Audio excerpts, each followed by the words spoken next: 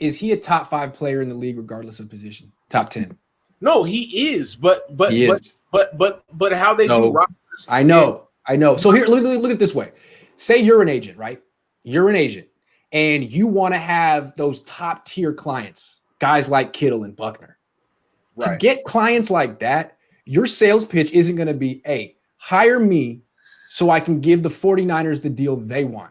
Your sales pitch is going to be, the reason you need to hire me is because I'm the guy who's going to get you everything you're worth. Don't hire these inexperienced losers because they're going to fail in the negotiation against Parag, because Parag's good. I've worked against him before. He's tough. You need me because I'm the guy who can actually get you the money that you're worth. That's how these agents pitch themselves to the best clients. And if you're not making that pitch, then the player's going to go with someone else who is. So he was hired for one job to get Kittle what he's worth. And if he can't get it done, I wouldn't be surprised. I mean, I'm not even going to go there. I'm not going to say Kittle's going to fire his agent, but he knows why he was hired. He knows why he was hired. That's what happens. Yeah. If an agent feels like, hey man, I can't do it, then the player's like, well, then you're not good enough. Let me try someone else. Right. And Kittle, Jack Becht is a good agent, but he's not the same as Buckner. Buckner had Joel Siegel, who's like the guy. What's interesting is that Armstead has Joel Siegel too. How did Joel Siegel work that out between Buckner and Armstead? Did you know that they have the same agent? Yeah, I know that, bro. I wonder how they did that. Anyway, that would Jack Becht, you look at him. He doesn't have any other all-pro clients like this. This is his crown jewel. And for him to keep Kittle, I don't think he can just go back to Kittle and be like, hey, man, I tried. They're not going for it. Sorry, let's just take what they want. Like, no, man, you're supposed to be a power agent. Like, let's see what you got. Right. You're supposed to be Jerry Maguire. Make it happen. Show me the money, man. Yeah. I honestly think that Kittle, well, I can't say that. But what I can say is Kittle loves being a 49er. And I think the Niners love him. I mean, they profit off of him. They sell his likeness, his jersey. It's a big part of their money-making structure. Yeah. Buckner wasn't. Most definitely. So another thing that I was thinking about, right?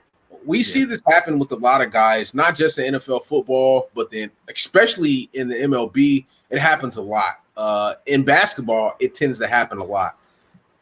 Players don't get the surgeries that they necessarily need, and you don't hear about those injuries, and you might hear about them a little bit, and then as soon as they get that big contract, they have that surgery.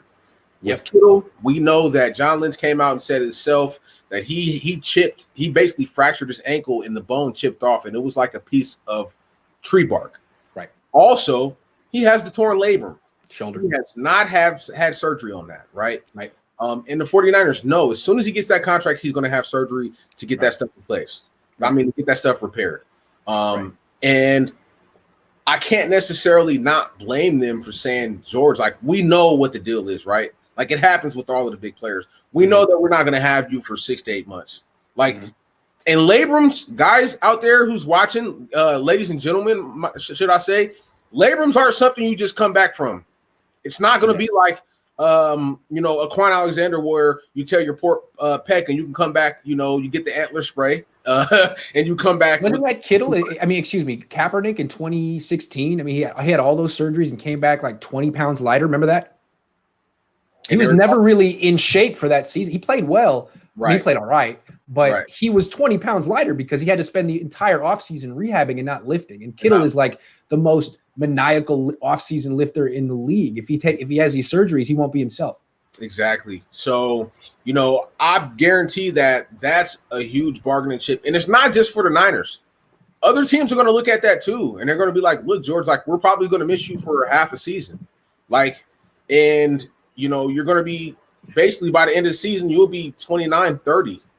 Like, people have to look at this stuff and see, like, man, there could be some causes for concern, especially with that labrum. He plays a very physical style of football, both as a blocker and after the catch. Exactly. And I think it's he may, who knows? I mean, look at Gronkowski, right? The league just took him out. Yeah. They went after his knees. He had back surgeries. I hope that doesn't happen to George Kittle, but I think that might be part of the reason that tight ends get less money is because they're seen as playing being at risk of getting injury, like running backs. Exactly. Yeah, man. And so I think that's a huge bargaining tip too, because I guarantee you George wants to have that surgery, but he knows if he has that surgery, that's longer that he's going to have to sit out and possibly miss out on getting that production on the field, which is going to get him the most bang for his buck. He's trying to do everything in his possible, get the biggest contract he can next year. And George is, and this is the thing, that George is going to be the highest paid tight end of all time. When he gets the contract. No question. I don't care what anybody says, like that's going to happen.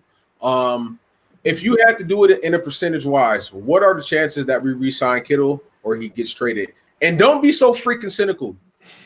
I think it's 50-50. I'm being cynical saying they're going to trade him, but I really think it's 50-50. I think it could go either way. And I think it might be the kind of thing where Jed York might have to step in at the very end and be like, you know what? He's bigger than just a football player. We market him. We profit off of him. We need him. He's the face of our franchise even more than Jimmy. Get it done. Get it done. I'm the owner of this team. I want it. They could come to that because I don't think Jed York cared about DeForest Buckner. If the coaches said he's replaceable, then he's replaceable. But Kittle, it's so much more than what he does on the field. Exactly. So, and I could totally agree with you, man. I really think that this is going to be a time where Jed says, like, hey, I'll step back. I'll let you guys handle everything. But with this one, I'm taking the rank right here. Yep. Make sure that Kittle gets his deal. I just don't, I don't think he gets traded. I hope he doesn't, because I really like covering him. He's the best. I mean, he's the best in every way. He's fun to watch play. He's fun to cover. And he should retire as a 49er. They drafted him. Exactly. They developed him. Don't get cute. Just keep him, man. And then retire his number at the end of his career. Exactly. Yeah. There's, and I want to talk about this subject, man. There is a trending Pay George Kittle, the hashtag Pay George Kittle. Didn't even Trent Taylor post that out? Supposedly it's somebody that was close to Kittle who started that trend. Interesting. Yeah. My whole thing is they don't care. They do not care about your tweets. They don't care. I think that would indicate a position of weakness. If they're at the level of, hey man, whisper to your friends to start a hashtag movement, that must means they've exhausted every other angle and it ain't working out. Right. So to me, that's like the last ditch move. It's like, hey, maybe we can start like a fan uprising, and fans will be so outraged at the league that the team will change their mind. Unless the fans can get a plane to fly over Levi's Stadium with a banner saying "Pay George Kittle," I don't think it's going to work. Nah, bro. Like it's just like you could tweet it as much as you want, but there's so much that goes into these contracts, man. These contracts could be 20, 25 pages long. Like they don't care about you tweeting. Like, all right, y'all want to tweet Pay George? All right, just for that, we're gonna wait longer. Like, well, here's the thing. I think these players really want to get paid before this season, because say the season gets canceled, unlikely but possible, then where do you stand? Where do you stand? You only have 3 accrued seasons. Are you even a free agent? I think there could be some weird things if there are no games. Do you even get paid? Here's the thing. If there are no games, you don't get paid, because your base salary are game checks. You get them paid once a week. You don't get paid throughout the year. You get paid in game checks. So if there's no season, there's no money. So I think a lot of these players give me the money now. I want the extension. I want the signing bonus. I want money now, because God knows what could happen next year. Yeah, man. And what happened this year? I may get $0 this year. Right. Yeah. I mean, with that being said, bro, I just think that they find a way, to get it done, man.